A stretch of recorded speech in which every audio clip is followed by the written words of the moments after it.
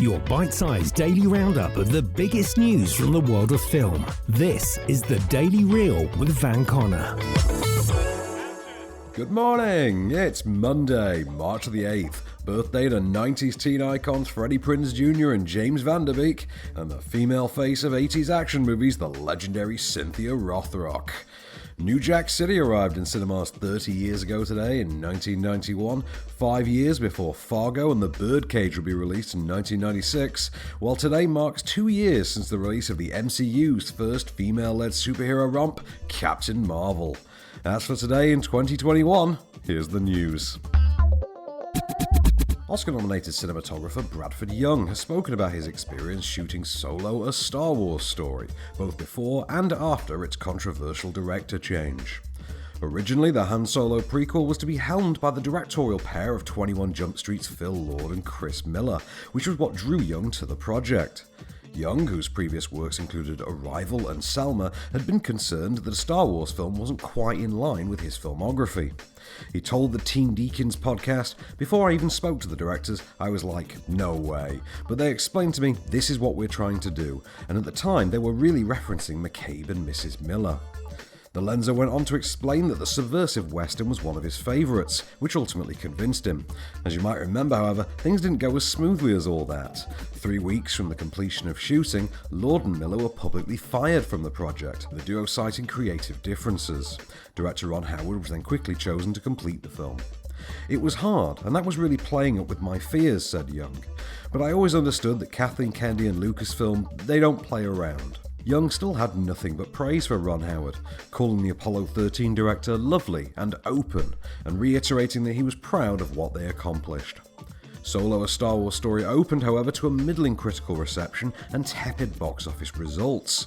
Starring Alden Ehrenreich, Emilia Clarke, Donald Glover and Paul Bettany, the 2018 Star Wars spin-off film is available now on DVD, Blu-ray, 4K and to stream on Disney+.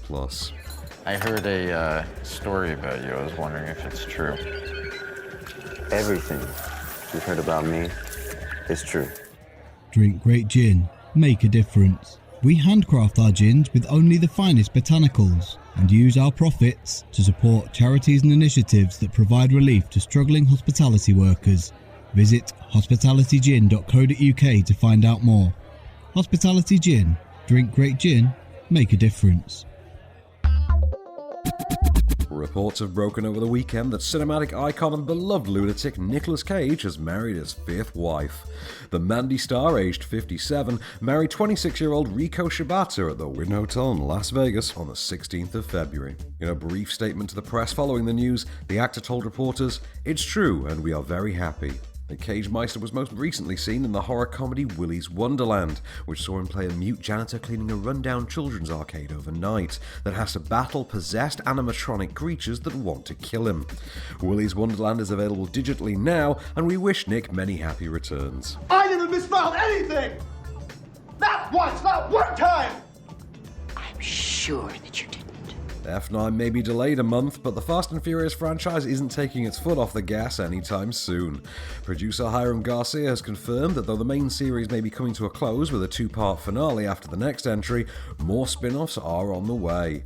One will be a direct sequel to 2019's Hobbs and Shaw. The $760 million hit saw Dwayne Johnson and Jason Statham's fan favourites forced to work together to stop Idris Elba's cybernetically enhanced Black Superman. The follow-up is reportedly full steam ahead, according to Garcia, who said, "The fans wanted more, so we're going to deliver it." There's also another spin-off in the works, whose details are presently being kept very firmly under wraps.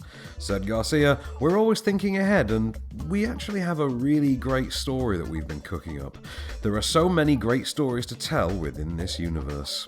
And so much money to be made, of course. To date, the series has earned almost $6 billion worldwide, and F9, the Fast Saga, is currently slated for the 25th of June. No, I'm not working with this guy. I've been there, done that. The minute he gets involved, you can kiss goodbye to any finesse because She-Hulk here only knows how to smash. Yeah, Mr. Arson here only knows how to blow up. The fact is... And the fact is... No offense. Oh, no offense. This guy's a real On digital from today, you can catch the Sienna melodrama Wander Darkly and nuclear thriller Fukushima 50, while the virtual DVD and Blu-ray aisles from today stock the supernatural reboot called The Craft Legacy.